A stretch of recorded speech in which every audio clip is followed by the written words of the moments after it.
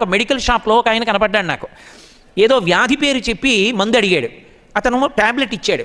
ఆయన ఆ ట్యాబ్లెట్ చూసి అన్నాడు, ఇది 15 రోజులు వాడానండి, తగ్గలేదన్నాడు. మెడికల్ షాప్ అతను అన్నాడు, ఎవరు రాశారని అడిగాడు. ఎవరు రాయలేదు, పక్క మెడికల్ షాప్లో అతన్ని కూడా అడిగితే ఇచ్చాడన్నాడు. అతను అన్నాడు, డాక్టర్కి చూపించుకోకపోయారా అన్నాడు. అంటే అతను నవ్వేసి, ఇంకేదైనా ఉంటే ఇద్దరు కాస్త చీప్గా ఉన్నది అన్నాడు. అంటే అతను నవ్వేసి ఏదో ట్యాబ్లెట్ ఇచ్చాడు, ఓ వారం వేసుకుని డాక్టర్ దగ్గరికి వెళ్ళాను నేను.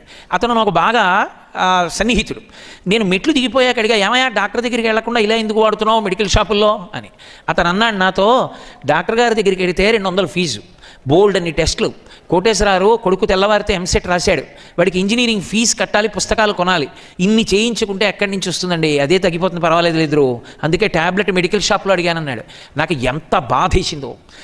తల్లిదండ్రులు వైద్యం చేయించుకోవడం మానేసి ట్యాబ్లెట్లు వేసుకుని మెడికల్ షాప్లో బ్రతుకుతున్న వాళ్ళు ఉన్నారు. చీర మంచిది కొనుక్కోవడం మానేసి మీకోసం డబ్బులు దాస్తున్న వాళ్ళు ఉన్నారు. తాము బంగారం చేయించుకోవడం మానేసి మీ పెళ్లికి రేపు నగల కోసం దాస్తున్న వాళ్ళు ఉన్నారు. అటువంటి అమ్మని నాన్నని మోసం చేయడం, అమ్మా నాన్న చెప్పినట్టు బ్రతకకపోవడం కృతజ్ఞత.